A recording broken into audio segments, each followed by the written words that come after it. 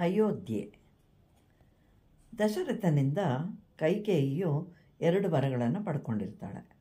ಅದರಂತೆ ಶ್ರೀರಾಮನು 14 ವರ್ಷ ವನವಾಸ ಮಾಡಬೇಕು ಹಾಗೂ ತನ್ನ ಮಗನಾದ ಭರತನು ರಾಜನಾಗಬೇಕು ಅಂಥೇಳಿ ಕೈಕೇಯಿ ದಶರಥನನ್ನು ಕೇಳ್ತಾಳೆ. ಬೇರೆ ದಾರಿ ಕಾಣದೆ ದಶರಥನು ಹಾಗೆಯೇ ಮಾಡಬೇಕಾಗತ್ತೆ. ಆದರೆ ಕೈಕೇಯಿಯ ಮಗನಾದ ಭರತನು ಮಾತ್ರ ಈ ರಾಜ್ಯವೇ ಬೇಡ, ಇದು ತನ್ನ ಅಣ್ಣನಾದ ಶ್ರೀರಾಮಚಂದ್ರನದು, ಇದು ಅವನಿಗೆ ಸೇರಬೇಕು ಅಂತ ತೀರ್ಮಾನಿಸಿ ರಾಮನಿರುವ ಸ್ಥಳವೇ ಅಯೋಧ್ಯೆ ಅಂತ ಹೇಳಿ ಭಾವಿಸ್ಕೊಳ್ತಾನೆ. ಅದಕ್ಕಾಗಿ ಅವನು ಸಹ ಕಾಡಿನಲ್ಲಿಯೇ ರಾಮನೊಂದಿಗೆ ವಾಸಿಸಲು ಹೋಗ್ತಾನೆ.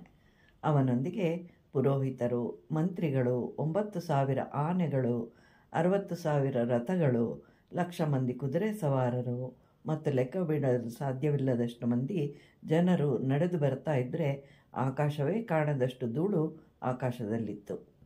ಅಯೋಧ್ಯೆಯೇ ಖಾಲಿ ಮಾಡಿ ಕಾಡನ್ನೇ ಅಯೋಧ್ಯೆಯನ್ನಾಗಿ ಮಾಡ್ತೇವೆ ಅಂತ ಹೇಳ್ತಾ ಎಲ್ಲ ಜನರು ಭರತನನ್ನು ಅನುಸರಿಸಿ ಹೊರಟರು. ರಾಜ್ಯಕ್ಕಾಗಿ ಎಲ್ಲರೂ ಹೋರಾಡ್ತಾರೆ, ಆದರೆ ರಾಜ್ಯ ಬೇಡ ಅಂತ ಹೇಳ್ತಾನೆ ಭರತ. ಇಂತಹ ರಾಜ್ಯದಲ್ಲಿ ನಾವಿದ್ದೇವೆ, ಎಂತಹ ಅದೃಷ್ಟ ನಮ್ಮದು ಅಂತ ಹೇಳಿ ಅಣ್ಣ ತಮ್ಮಂದಿರನ್ನು ಪ್ರಶಂಸನೆ ಮಾಡ್ತಾರೆ. ಮುತ್ತು ಮತ್ತು ರತ್ನಗಳಿಗೆ ತೂತು ಮಾಡುವವರು, ನವಿಲುಗರಿಗಳಿಂದ ವಸ್ತ್ರಗಳನ್ನು ತಯಾರಿಸುವವರು, ಗಂಧದ ಚಕ್ಕೆಗಳನ್ನು ತಯಾರಿಸುವವರು, ಆನೆಯ ದಂತದಿಂದ ಕುಸುರಿ ಕೆಲಸ ಮಾಡುವವರು, ವೈದ್ಯರು, ಗೋಶಾಲ ರಕ್ಷಕರು, ಅವರು ಇವರು ಅನ್ನದೇ ಎಲ್ಲರೂ ಸಹ ಗಂಗಾ ನದಿ ತೀರವನ್ನು ಸೇರ್ತಾರೆ. ಅಲ್ಲಿ ಭರತನು ತಂದೆಗೆ ಜಲತರ್ಪಣವನ್ನು ಕೊಡ್ತಾನೆ.